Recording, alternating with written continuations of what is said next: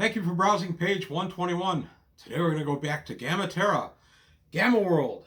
This is a 4th edition supplement, the Overlord of Bonparr from TSR in 1993. It's an interesting little folio set. It folded out. Here's our little tables inside and stuff. I'll take a closer look at it inside, plus what came inside here. But yeah, like I said, the Gamma World 4th edition, Bonparr is an interesting place to set your campaign. So I thought I'd take a quick look at it. Also, quick reminder, subscribe, please. Subscribers, thank you. Patreon, please take a look at it so I can pick up stuff to take a look at on the channel and otherwise help support the channel. Patrons, existing patrons, thank you. I appreciate the support.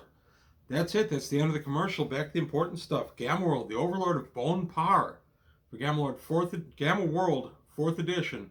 Today on page 121.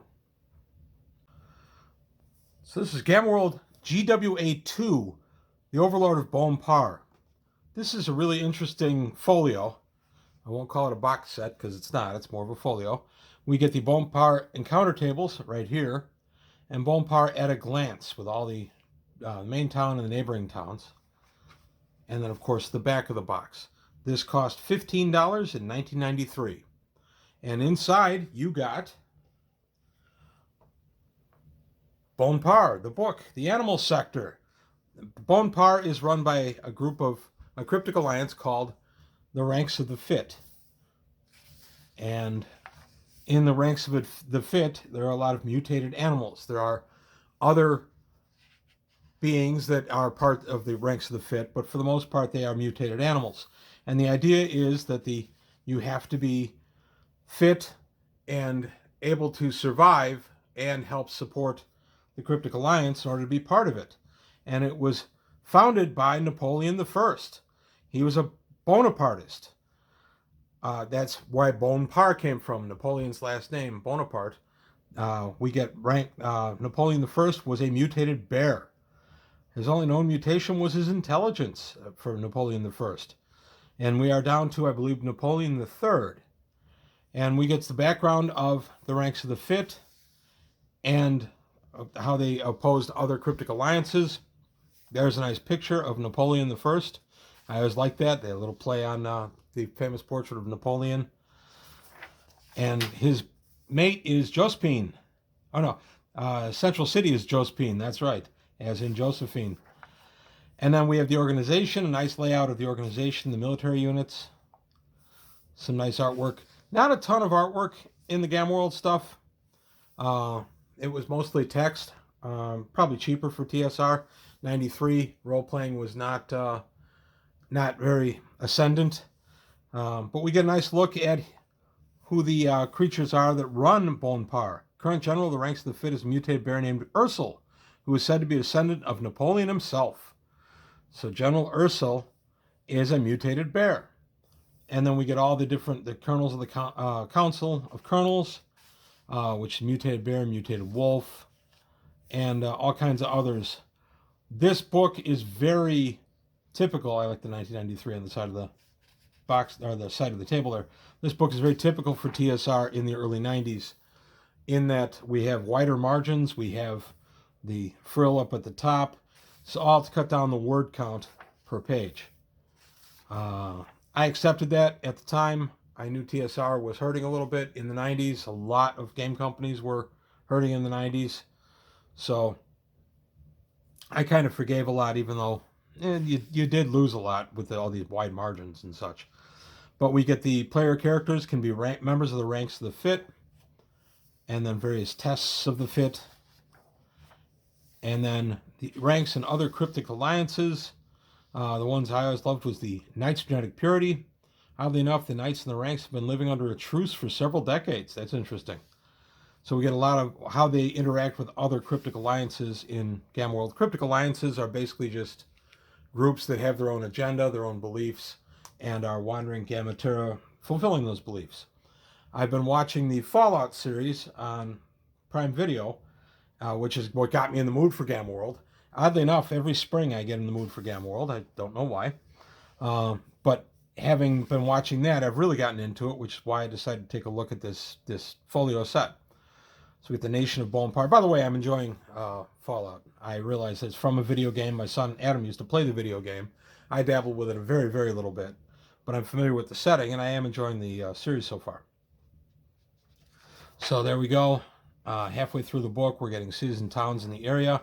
All the good stuff that you want from any kind of book like this for Gamma World. These were a step up as far as professional. The writing and even the artwork is more professional than it had been. Again, in the 90s, you got a lot of just black and white artwork in here, and little maps of the towns and things like that, which is nice. And then Green Village and their cryptic alliances that are around that area. So this is a very fleshed out campaign. I run a lot in Bonparr. Oddly enough, I kind of use Bonparr as the bad guys in several scenarios, rather than run my players from there. I ran them in opposition to the ranks of the Fit. I just found it kind of interesting. So there we go, and there's a couple of additional creatures that inhabit Bonparr. One thing I disliked about this stuff in the early 90s is D&D and Gamma World both. They decided to do puns and humor. Jordans, mutated bulls. Michael Jordan was a very popular Chicago Bull at the time. The Bulls were winning championship after championship, so we have the Jordans, the mutated bulls.